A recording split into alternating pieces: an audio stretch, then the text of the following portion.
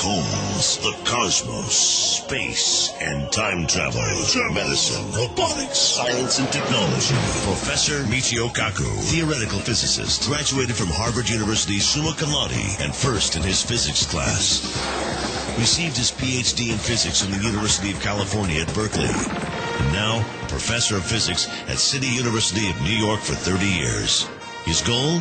To complete Einstein's dream of a theory of everything, to derive an equation, to summarize all the physical laws of the universe. The co-founder of string field theory, author of the international bestsellers Hyperspace, Visions, and Parallel Worlds, and voted as one of the 100 smartest people in New York, profiling the latest cutting-edge developments in science, which revolutionize our world and touch our lives. Now, Science Fantastic with Professor Michio Kaku. This is Science Fantastic with Professor Michio Kaku.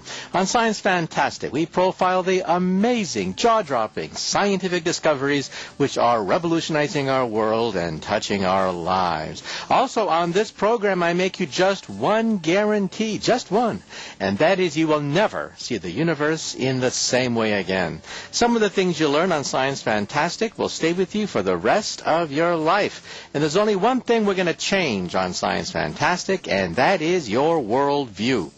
Check out my website. It's mkaku.org, mkaku.org. My latest book, Physics of the Impossible, was a New York Times bestseller and is now a series on the Science Channel. We're entering second season of Sci-Fi Science, Physics of the Impossible.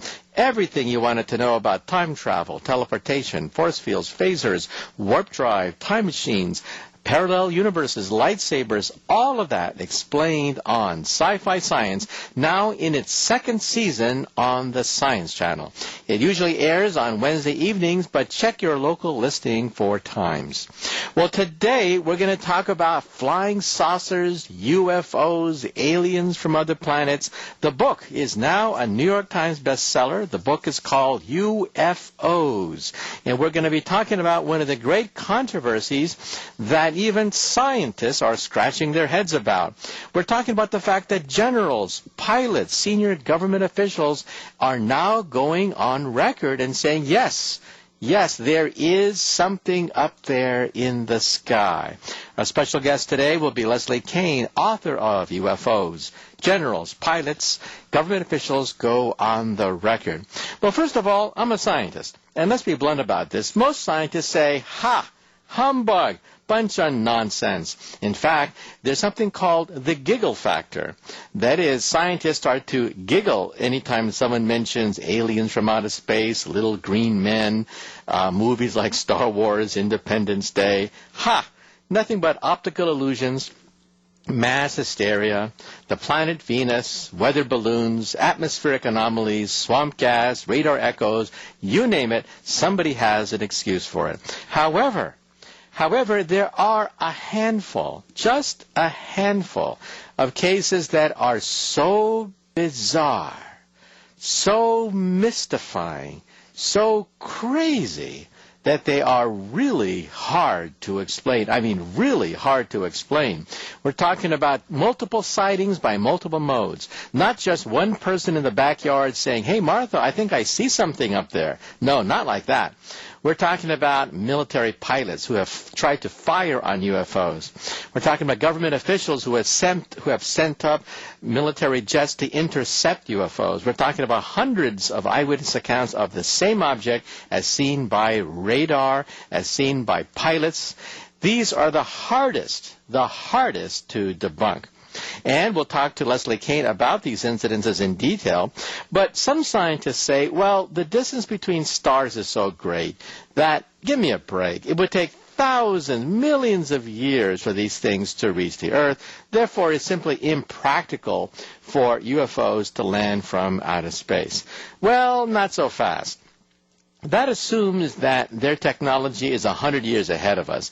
And yeah, 100 years ahead of us, their technology cannot reach the Earth over many, many thousands and millions of light years. However, if their technology is thousands to millions of years ahead of us, then whole new technologies open up that are totally beyond our feeble laws of physics.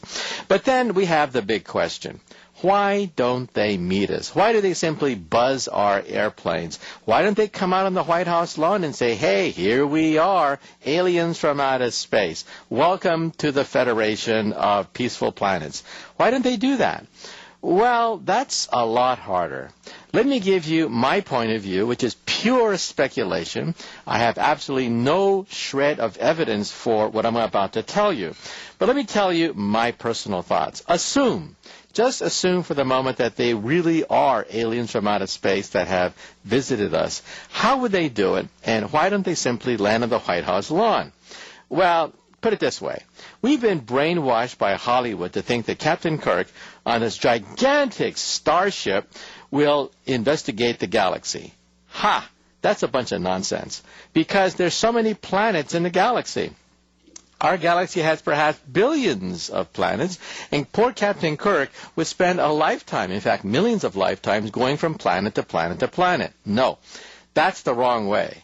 The mathematically correct way to explore the galaxy is to send robotic probes that land on a moon, because moons are stable. They make a factory to create thousands of more probes, just like itself. And they shoot out and land on 1,000 moons. Then each one in turn makes a factory out of the dirt, and they shoot 1,000 more. So starting with one probe, you get 1,000. Then 1,000 times 1,000, which is 1,000,000. Then 1,000,000,000. Then 1,000,000,000,000. Then 1,000,000,000,000. And pretty soon you have almost an infinite number of these probes scattering throughout the galaxy. Now, you've seen that before. It's called a virus. A virus can colonize your entire body, practically, in just 2 weeks, and then you're sneezing, even though a virus is nothing but a molecule, and you consist of about 50 trillion cells. You can be colonized by this probe called a virus. Now, where have you seen that before? You've also seen it before in a movie called 2001. Remember that movie? It came out back in 1968. The movie had a probe landing on our moon. So maybe they're already here. And maybe these flying saucers are nothing but probes sent out by this mother probe sitting on our moon. Well, who knows for sure? But maybe the reason why they don't reach out on the White House lawn and shake our hands is because they don't have hands. They are robots sent to simply explore, listen, and gather information. In other words, maybe they're already here, but on our moon. Well, let's take a short commercial break. And once again, this is Science Fantastic, and we are talking about UFOs in this hour. Stay tuned. The 9000 series is the most reliable computer ever made. No 9000 computer has ever made a mistake or distorted information. Didn't get your question answered? Call Professor Kaku's hotline and leave your comments, questions, and thoughts at 866-323-2538.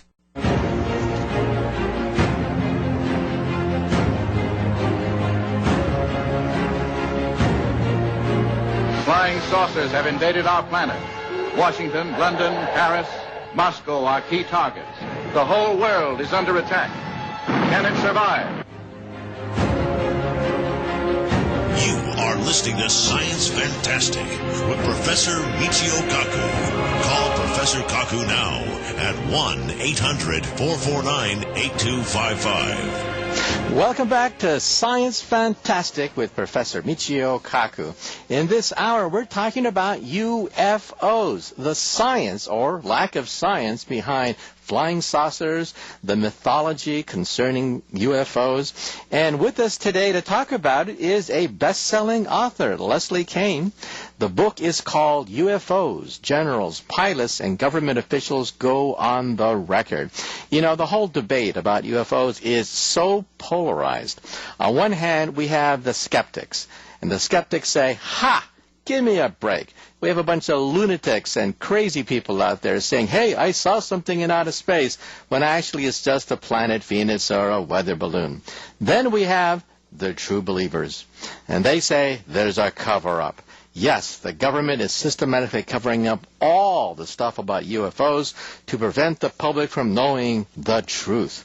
Well, is there any middle ground, or for that matter, is there an authoritative, definitive, gold standard that you can point to and say, this is the book to get?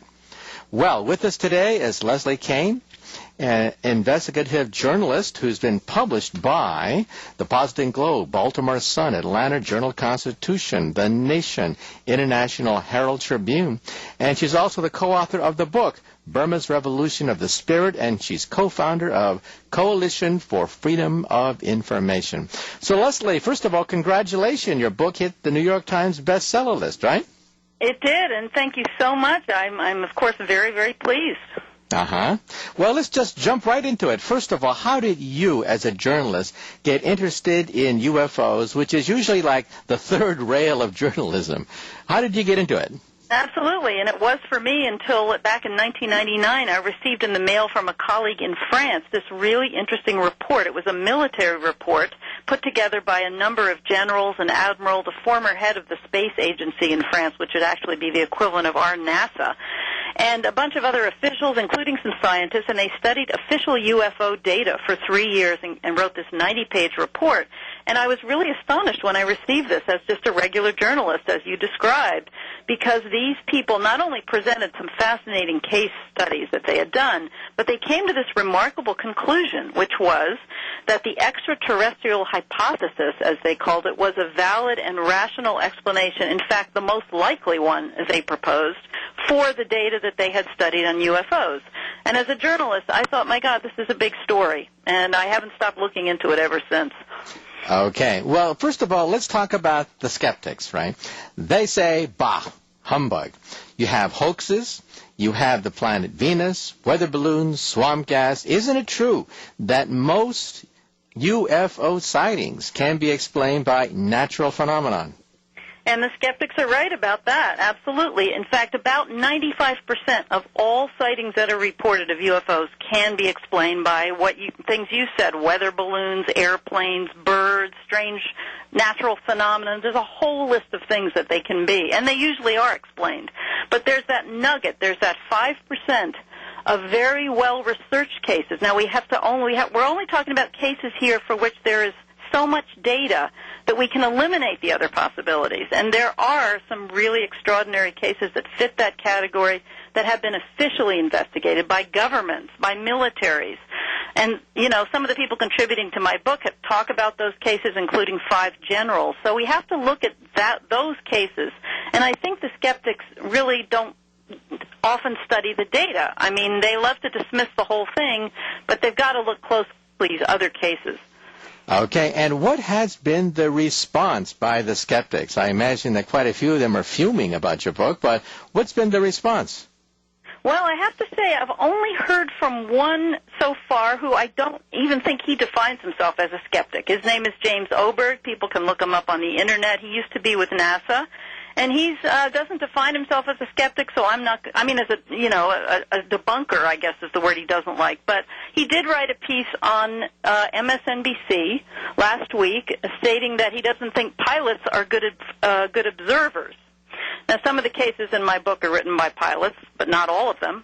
Not all of them involve pilots, but he makes that point. I don't happen to agree with him, and lots of other experts don't, and I did write a reply to that.